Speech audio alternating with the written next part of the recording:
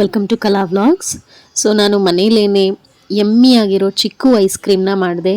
ಇವಾಗ ಚಿಕ್ಕು ಸೀಸನ್ ಆಗಿರೋದ್ರಿಂದ ಇನ್ನೇನು ಸ್ವಲ್ಪ ದಿನದಲ್ಲಿ ಮುಗ್ದು ಹೋಗುತ್ತೆ ಅಲ್ವಾ. ಸೊ ನನಗೆ ಗೊತ್ತಿರಲಿಲ್ಲ ಚಿಕ್ಕು ಅಂದರೆ ನನಗೆ ಇಷ್ಟ ಅಂತ. ಸೊ ಇತ್ತೀಚೆಗೆ ಏನಕ್ಕೂ ಜಾಸ್ತಿ ಚಿಕ್ಕು ಇಷ್ಟ ಆಗ್ತಾಯಿದೆ. ಸೊ ಐಸ್ ಕ್ರೀಮ್ ಮಾಡ್ಕೊಳ್ಳೋಣ ಅಂತ ಮನೇಲೇ ಮಾಡಿದೆ.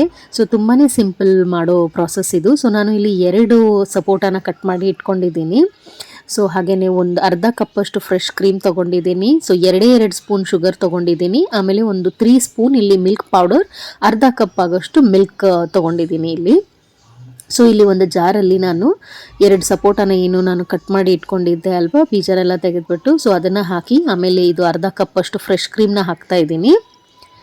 ಸೊ ಇದಾದ ನಂತರ ಸಕ್ಕರೆ ಹಾಗೆಯೇ ಮಿಲ್ಕ್ ಪೌಡರ್ನ ಹಾಕಿ ನಾನು ಅರ್ಧ ಕಪ್ಪಷ್ಟು ಹಾಲು ಇಟ್ಕೊಂಡಿದ್ದೆ. ಬಟ್ ಫುಲ್ ಅರ್ಧ ಕಪ್ಪಷ್ಟು ಹಾಲು ಕೂಡ ನಾನು ಹಾಕಲ್ಲ.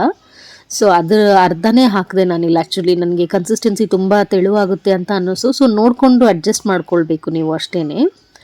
ಸೊ ಇಲ್ಲಿ ನೋಡಿ ಮಿಲ್ಕ್ ಪೌಡರ್ನ ಹಾಕ್ಬಿಟ್ಟು ಎಲ್ಲ ಒಟ್ಟಿಗೆ ಗ್ರೈಂಡ್ ಮಾಡ್ಕೊಳ್ಳೋದು ಅಷ್ಟೇ. ಇದಕ್ಕೆ ಜಾಸ್ತಿ ಕಂಡೆನ್ಸ್ಡ್ ಮಿಲ್ಕ್ ಆಗಲಿ ಅಥವಾ ನೀವು ಬೇಕಿದ್ರೆ ಇಲ್ಲಿ ಶುಗರ್ಗೆ ನೀವು ಬೆಲ್ಲ ಕೂಡ ರಿಪ್ಲೇಸ್ ಮಾಡಿ ಯೂಸ್ ಮಾಡ್ಕೋಬೋದು. ಬಟ್ ನಾನು ಶುಗರನ್ನೇ ಹಾಕಿದೆ.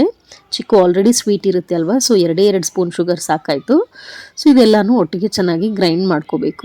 ಬೇಕಾದರೆ ಏಲಕ್ಕಿ ಪೌಡರ್ ಕೂಡ ಹಾಕೋಬೋದು. ಬಟ್ ನಾನು ಎಷ್ಟಾಗುತ್ತೋ ಅಷ್ಟು ಕಮ್ಮಿ ಇಂಗ್ರೀಡಿಯೆಂಟ್ಸ್ನ ಇಟ್ಬಿಟ್ಟು ಮಾಡೋಣ ಅಂತ ಮಾಡಿದ್ದೀನಿ. ಸೊ ಇದನ್ನು ನಾನು ಒಂದು ಸ್ಟೀಲ್ ಬಾಕ್ಸಿಗೆ ನಾನು ಇಲ್ಲಿ ಟ್ರಾನ್ಸ್ಫರ್ ಮಾಡ್ಕೋತಾ ಇದ್ದೀನಿ. ಸೊ ಈ ಕನ್ಸಿಸ್ಟೆನ್ಸಿಲಿ ಆಯಿತು ಇದು. ಸೊ ಇದನ್ನು ಇವಾಗ 8 ಅವರ್ ನಾವು ಅಟ್ಲೀಸ್ಟ್ ಮಿನಿಮಮ್ ಫ್ರೀಸ್ ಮಾಡಬೇಕು.